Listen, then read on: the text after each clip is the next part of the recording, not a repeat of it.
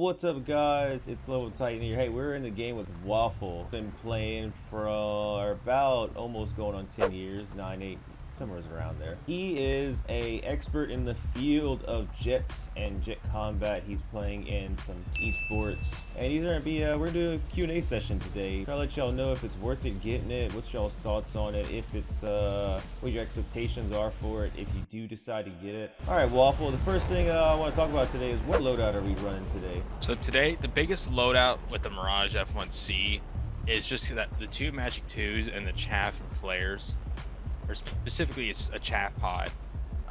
It's what holds this jet together. If you don't have that as a bare minimum, you're not going to be functioning well in this jet.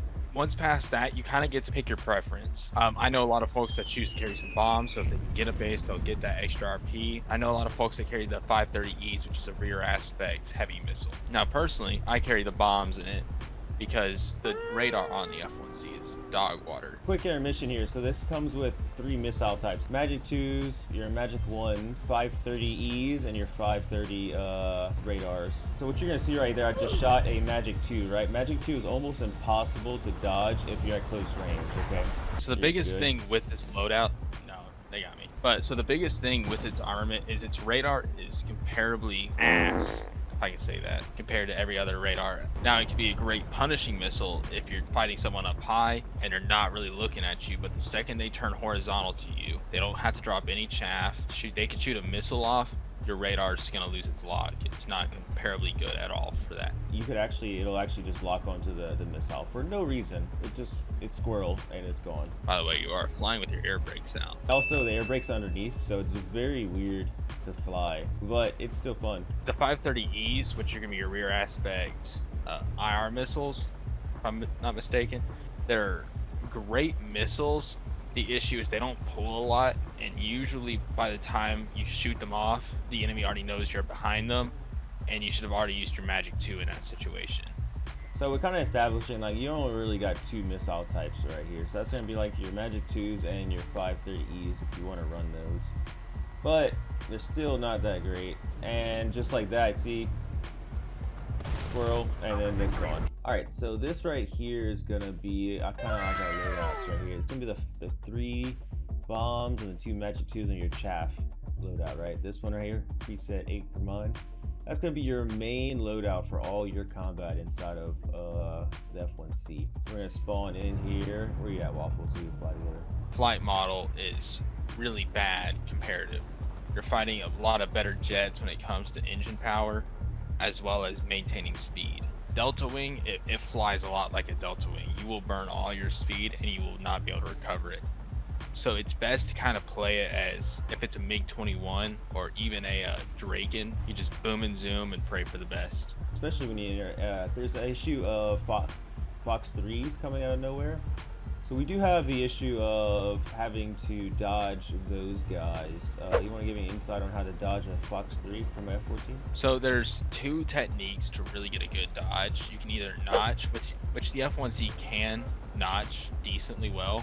I don't really do the other technique. I'll notch all my F-14 missiles. Now, to a newer player, it might not be that easy, so I'd recommend this next option of multipathing on the ground, with your biggest threat being the Fokker 90s from the F-14 Iranium, which I believe we are not encountering this match. That is a first. The biggest thing you want to do is you want to hug the ground and pull left and right. So you're going to burn a little bit of extra speed doing that, but what you're doing is you're confusing the missile enough that when it hits the ground, it's not going to have a high chance of damaging your airframe. I have a lot of folks that come to me and say, hey, I multipath like you told me to, but they're flying in a straight line, so the missile's still able to get it pretty close to hitting them. Here's a quick thing that Waffle might not know about, but he actually probably knows about it. He doesn't use it though, I'm sure. Something called a periodic chaff or flare. I set mine to chaff only mode, right? That guy's gonna eat a missile to the face, and it dodged it. Impressive. Oh, you got me.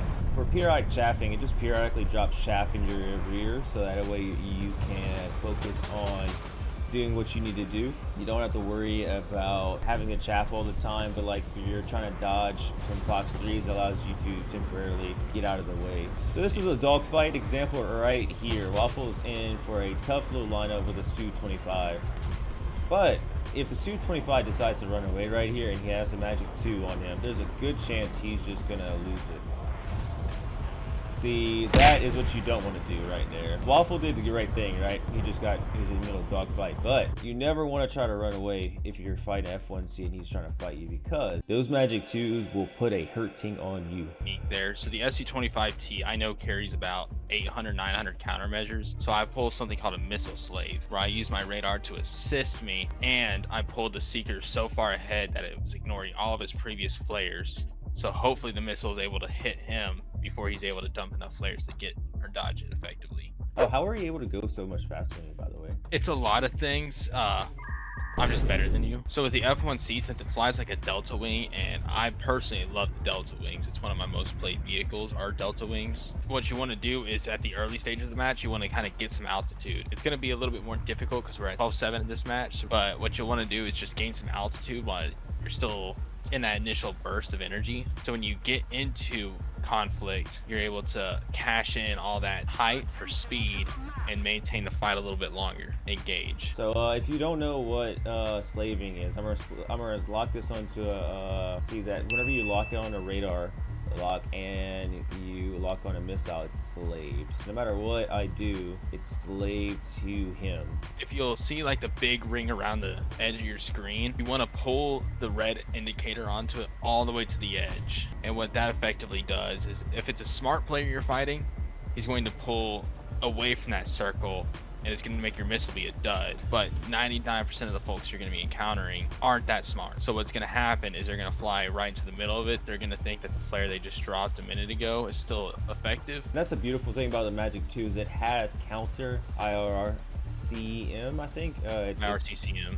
Yeah, it's countermeasures. This is my little trick right here, is a periodic countermeasures. Some people like it, some people hate it. Now, vehicles like the Gripens, or the Swedish Gripens, and the Swedish F-18 that carry over 1,000 countermeasures, it's great in it. It performs well. You're able to turn on that periodic so you can solely focus on fighting. You don't have to worry about looking around, seeing who shot a missile at you, where they shot it from. So if you're wondering about like how much RP you're gonna get, I personally had a game where I hit 38,000. What about you, Waffle? What's your... On average, I pull about 4 kills a match. Usually when I get warmed up, I'll do a lot better. It also depends on the BR. The F1C, you don't really so much want to get kills in it as you want to be a cleanup. So going for cleanups, it's pretty hard, especially with the missile era having a severe kill now. But more or less, being the cleanup person, you're going to get a lot more kills consistently. You're going to be able to spade it a lot faster. It's a weird jet for its placement.